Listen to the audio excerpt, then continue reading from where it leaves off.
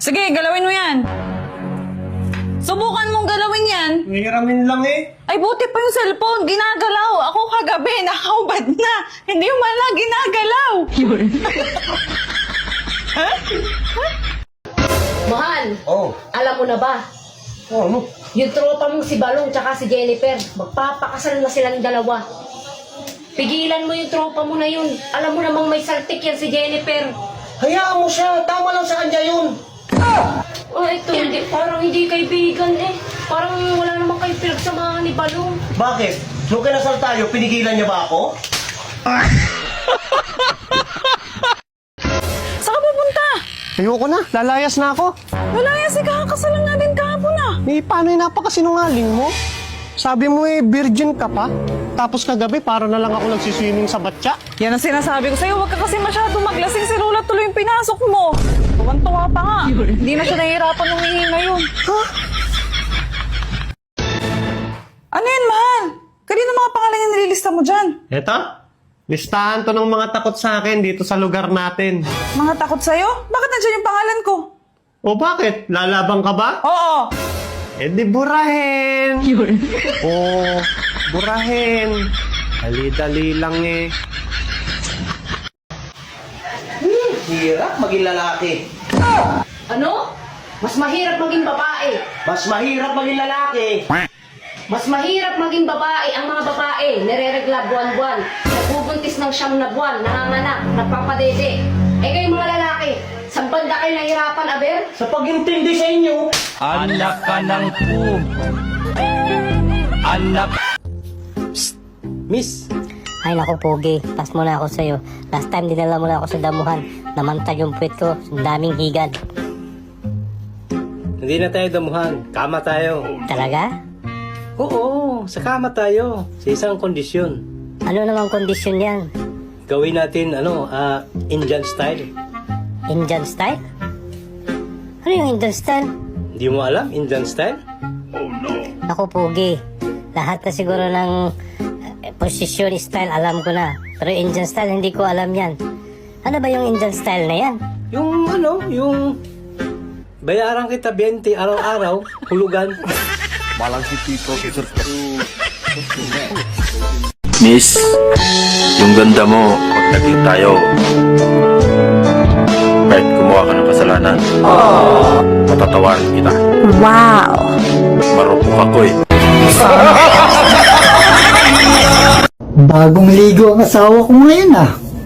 Naku, babe, hindi ako pwede ngayon. May appointment ako bukas sa ubi ko. Nakakahiya naman pag may nakita siya sa loob. Ganun ba? Eh sa dentist may appointment ka?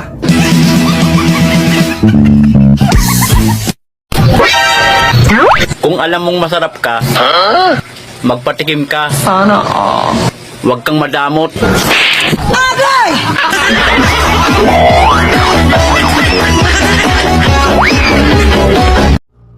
Tinititigan pa lang kita. Nabubusog na ako.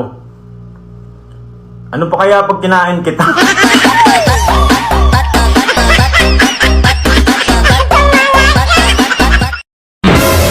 Balita ko, maitim daw ang tuhod mo. Eh paano? Luhod ka ng luhod kahit sa maling tao.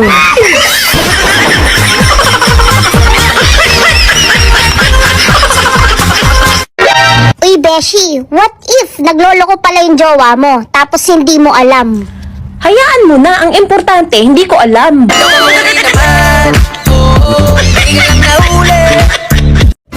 Uy, Be, alam mo parang wala kang pinoproblema. Akala mo lang yon, pero naluluno din ako sa problema. Nilalangoy ko lang.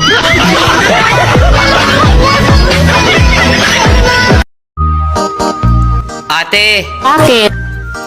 alam mo, para kang alkansya. Bakit? Punong-puno ka na. Gusto mo, biyakin na kita.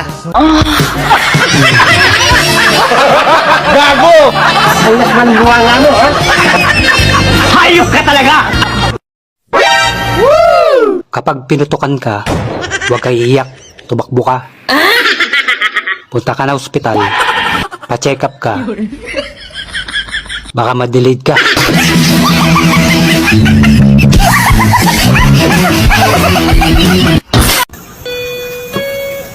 Bumaba na ang presyo ng bulaklak sa Dangwa. Ate, tanong ko lang. Yung bulaklak mo ba mabango pa?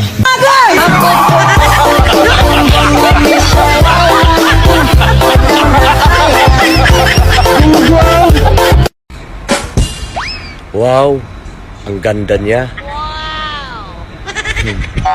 Pero iniwan.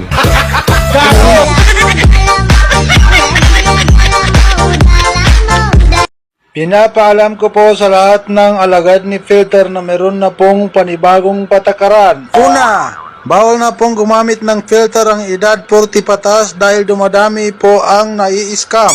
Dahil hindi lang daw po pampakinis, pampaganda ang ginagamit nila, dahil kahit pampabata ay ginagamit na po nila. Kaya kahit uugod-ugod na ay nagmumukha pa rin teenager. Kaya marami po ang nai-scam. Pangalawa, bawal na rin gumamit ng filter ang mga kulang ang ngipin na mahilig mag-smile dahil wala pong available na ngipin si filter. Tatlo, bawal na din gumamit ng whole body na picture para sa filter dahil nahahalata po na nag-filter kayo.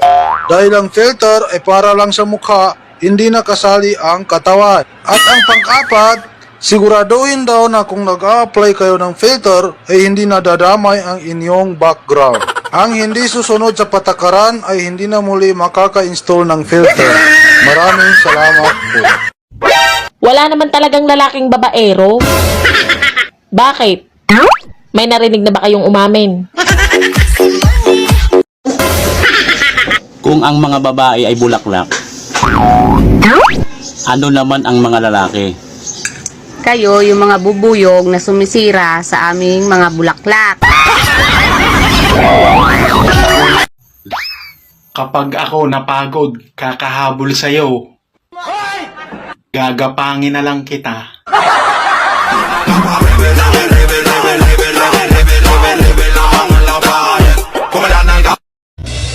Kuya, pabiling itlog.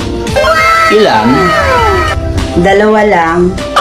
I-plastic ko pa ba? Hindi na. Sanay naman ako humawak ng itlog.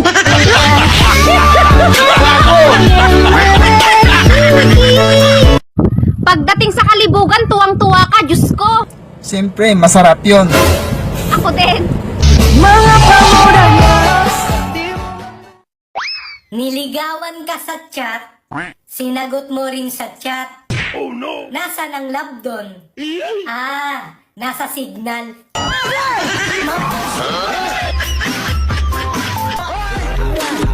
Sa mga lalaki dyan, di nyo ba namimiss yung elementary days?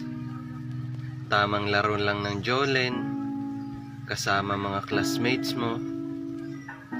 Kayo girls, di nyo ba namimiss yung elementary? Alam nyo yun?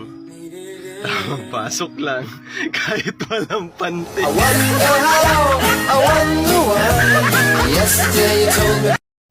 Pag ako naging asawa mo, hindi kita pakakainin ng tuyo. Hanggat hindi nauubos yung asin. Ate, alam mo bang maganda ka? Siyempre naman. Wow. Alam mo din ba na sexy ka? Siyempre naman. So, alam mo pala na wala kang dibdib? Teka, ba't napunta sa dibdib? Siyempre, yun yung walang laman.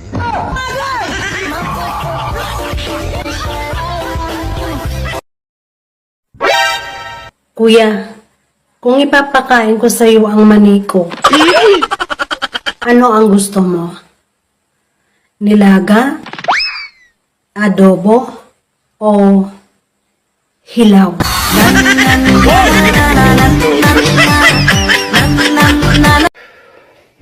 Daddy, Ano yun, honey? ano masarap kainin pag tag-ulan? Monay? Hindi. Bibingka? Hindi. Mani? Hindi. Ano ba yung masarap? Ako dapat yung masarap kainin pag tag-ulan.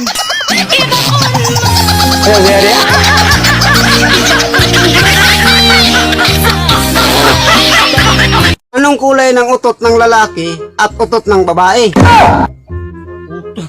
May kulay ba yung utot? Kulay ng utot ng lalaki, utot ng baba. Alam ko na yan. Ano? Ang kulay ng utot ng lalaki, kulay blue. Yung babae, kulay pink yan. Bakit yung bike? Mahiya man yan. Dandahan lang niyang mag-ire. Pink, ganyan na boy. Anong hayop ang pinakapangit sa buong mundo? Ikaw daw.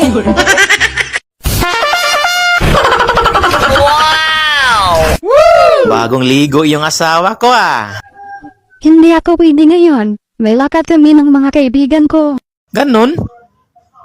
Sayang naman tong pera ko. Wala akong paggagamitan. Aray!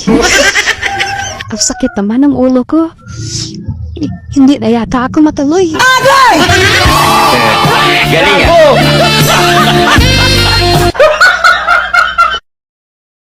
Ikaw walang yakang lalaki ka. Pinuyat mo ko kagabi. Bakit na naman? Ano na naman ang ginawa ko? Nagsasalita ka ng mga pangalan ng mga babae. Merong Tina, Marie, Rose, kung ano-ano pa. So ano ngayon? Anong kinalaman ko sa pagkapuyat mo? Hinihintay ko kasi banggitin mo yung pangalan ko. Hindi mo naman binanggit. Buisit ka!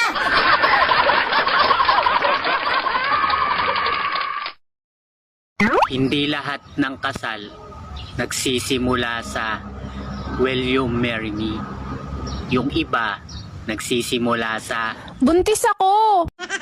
At ikaw ang ama. Kailangan nung panagutan to.